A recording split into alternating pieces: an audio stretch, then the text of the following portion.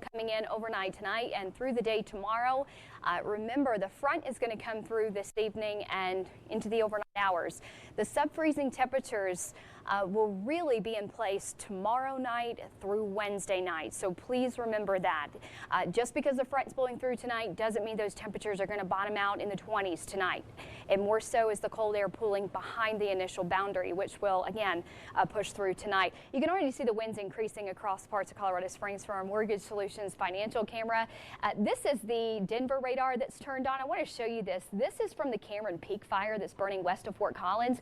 And look at the leading edge of the front, already kicking in across Denver. You can see that thin green-blue line, so it's actually picking up some of that smoke that is burning there in the Cameron Peak fire, also yielding some reports of ash falling in Fort Collins and now pushing that towards the Denver metro area. So the air quality is going to get worse before it gets better, because this is going to continue on that track south in El Paso County through the evening hours tonight. So probably limit your outdoor activities this evening. The smoke's going to get worse before it gets better. We even had an email just come in just recently from a gentleman in Manitou Springs that was saying, look, my wife and I are very athletic. We are outdoors all the time.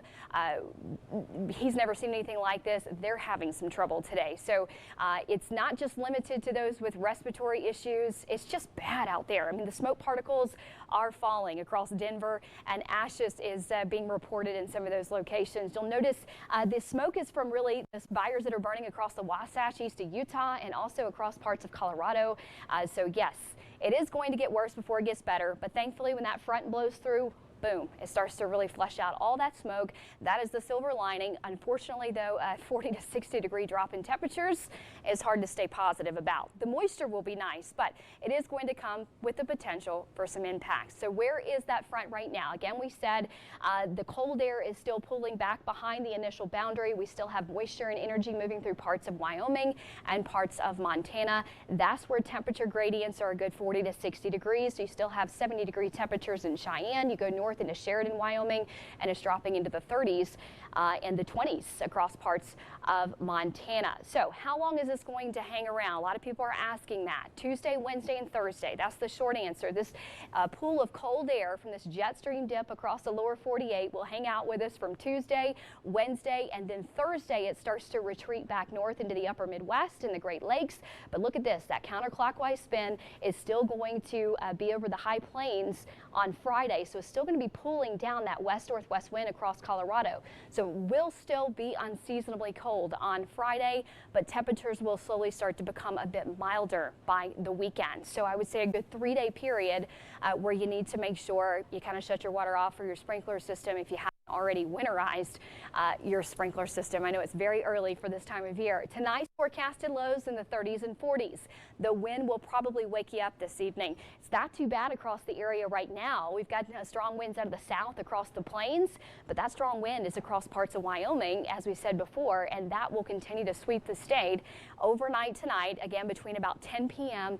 and 2 a.m. Now, you will still feel the winds increase by about 7 o'clock this evening, but the leading edge of that front, or the stronger, more the meat and potatoes of that front, really not pushing through until the overnight hours and then staying with us through Tuesday morning and Tuesday afternoon. So you know, with these winds out of the north and with very cold temperatures, it's going to feel a lot colder out there than the 30s and 40s. So make sure you dress in layers tomorrow. Winter storm alerts are in an abundance here. We've got winter storm warnings across the high country and Teller County, northern El Paso County, where anywhere between 3 to 6 inches will be possible. Isolated heavier amounts across parts of Teller County could be possible as well. A lot of people are saying, well, the ground's so warm. It is. Scientifically, this is going to be, this forecast has a lot of challenges to it because we're going from record-breaking heats, literally fire and ice, 24 hours, to winter weather. So notice here overnight tonight is just low-hanging clouds. I will tell you, though, rain changing over to freezing rain will be possible before the snow really kicks in. And that is something that can send a false positive. And you think conditions are okay, and then you go over a bridge or an overpass tomorrow afternoon and tomorrow evening, and you start sliding all over the road. So please just be mindful that it's going to be kind of a garden variety of precipitation over the next 24 hours. So just a lot of rain east of I-25 for parts of Pueblo County initially between about 11 a.m. and 2 p.m. And then we get more so vertically stacked atmosphere here with cold air, and that really changes everything to snow across the Sangre de Cristos, I-25, and then more so the heavy snow kicking in across the eastern plains Tuesday evening and extending through Wednesday morning and Wednesday afternoon. But look at some of the pink showing up. These are the locations across Highway 50 in the southeastern plains that you will have to watch for freezing rain. And remember, that means as falling as liquid precipitation makes everything look okay, and then it freezes on contact. So something you'll have to be particularly mindful of. Snow will continue throughout Wednesday morning and Wednesday afternoon, off and on through the eastern plains, and then kind of coming to an end Wednesday night. But remember, with lingering precipitation on the roads and sub-freezing temperatures, we know how this goes. It can still be a little slick out there. This is a look at our initial snowfall totals. We may have to change this just a bit. And I can already hear people groaning and saying, well, I looked out the window at 6 o'clock on Tuesday and it doesn't look like much has happened. Remember, we are to have a melting problem. So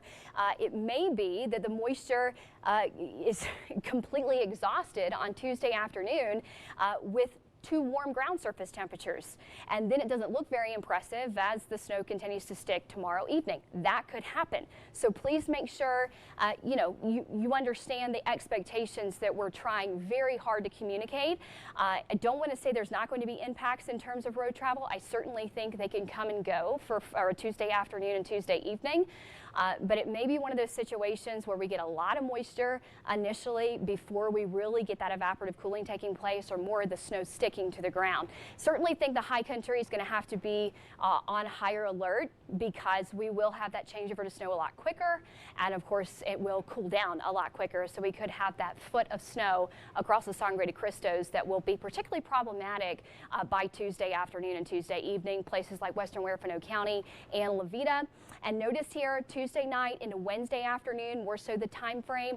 I really was very conservative for these totals across Rocky Ford and Los Animas. I feel like I should probably increase them to 3 to 6 inches, but I'm having a very hard time doing that. I mean, for goodness sake, it's not even fall yet. So front moves in tonight, rain to ice to snow on Tuesday, extending into Wednesday, hazardous travel likely. And remember what I said, Tuesday, 30 to 40 degree temperatures. It's going to feel a lot colder out there. And Tuesday night is where our freeze warnings are in place.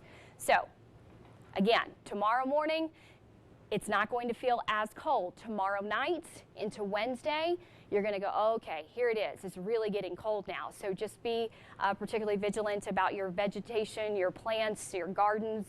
Cover what you can, bring in what you can. Our frost and our freeze alerts are in place for Tuesday night and into Wednesday.